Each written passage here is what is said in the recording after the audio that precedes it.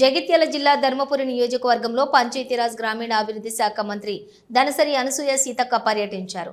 ఆసిఫాబాద్ జిల్లా రెబ్బన మండలం నుండి ధర్మపురి నియోజకవర్గానికి చేరుకున్న ఆమెకు రాయపట్నం వద్ద ప్రభుత్వ విప్ పడ్లూరి లక్ష్మణ్ కుమార్ తో పాటు కాంగ్రెస్ శ్రేణులు ఘన స్వాగతం పలికారు.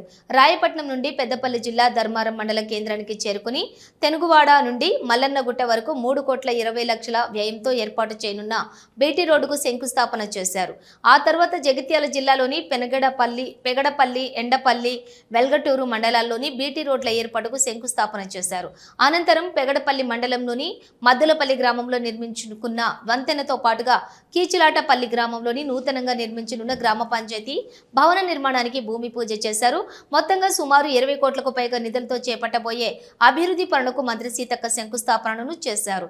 ఈ సందర్భంగా మంత్రి సీతక్క మీడియాతో మాట్లాడుతూ మావోయిస్టులతో చర్చలు లేవని మాట్లాడిన కేంద్ర మంత్రి బండి సంజయ్ వ్యాఖ్యల పట్ల ఆమె స్పందించారు. తాను గతంలో ఉద్యమంలో పనిచేసిన బంధం తెగిపోయినప్పటికీ ఆదివాసీ పేగుబంధం తెగిపోలేదని చెప్పారు. కర్రెగుట్టల్లోని ఆపరేషన్ కగార్ వల్ల ఆదివాసీలతో పాటు పోలీసులు సైతం అనేక ఇబ్బందులు పడుతున్నారని ఆవేదన వ్యక్తం చేశారు. హింసను హింస ద్వారా ఎదుర్కోలేమని, శాంతి మార్గం ద్వారానే ఏదైనా ఎదుర్కొనవచ్చునన్నారు. అక్కడ ఎవరైనా హింసను ప్రేరేపించే వారు ఉన్నట్లయితే వారిని చట్టబద్ధంగా అరెస్టు చేసి కోర్టుల ద్వారా శిక్షించాలన్నారు. కాంగ్రెస్ పార్టీ ఎప్పుడూ కూడా మావోయిస్టులను ప్రోత్సహించలేదని, గతంలో ఉన్న దివంగత సీఎం రాజశేఖర రెడ్డి హయాంలో శాంతి చర్చలు జరిపామన్నారు. దేశంలో శాంతిని నెలకొల్పేందుకు కేంద్ర ప్రభుత్వం ఒక అడుగు ముందుకు వేసి మావోయిస్టులతో శాంతి చర్చలు జరపాలని డిమాండ్ చేశారు.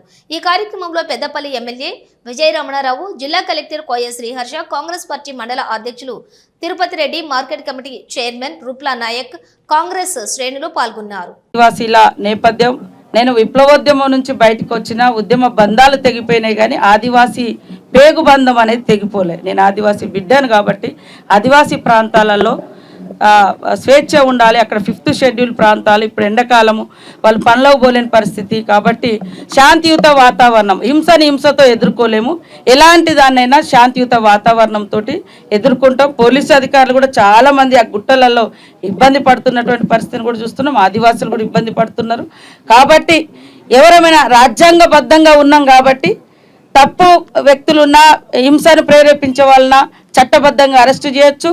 కోర్టులు ఇచ్చే తీర్పు ప్రకారం వాళ్ళను మనం శిక్షించవచ్చు. కానీ చట్టాన్ని మనం ఎవరం కూడా చేతిలోకి తీసుకోకుండా ఖచ్చితంగా ఒక శాంతి అనేది నెలకొల్పుకోవడం అనేది ఈ రాష్ట్రానికి, ఈ దేశానికి చాలా అవసరమని నేను భావిస్తున్నాను. గతంలో కూడా కాంగ్రెస్ ఎవరిని ప్రోత్సహించలేదు. ఆ రోజు ఉన్నటువంటి పరిస్థితుల్లో శాంతియుత వాతావరణం కోసం వైఎస్ఆర్ గారు ఒకసారి చర్చలకు ఆహ్వానించడం జరిగింది, చర్చలు జరగడం జరిగింది.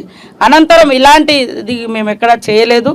కాబట్టి ఏది ఏమైనా ఈ దేశంలో శాంతియుత వాతావరణం రావాలంటే, శాంతియుతమైన మనము నెలకొల్పాలంటే ప్రభుత్వం కూడా ఒక అడుగు ముందుకేసి భవిష్యత్తును దృష్టిలో పెట్టుకొని మా ట్రైబల్ ప్రాంతాల్లో శాంతియుత వాతావరణాన్ని నెలకొల్పే విధంగా ఫస్ట్ ప్రయారిటీ ఇవ్వాలని నేను కోరుకుంటాను.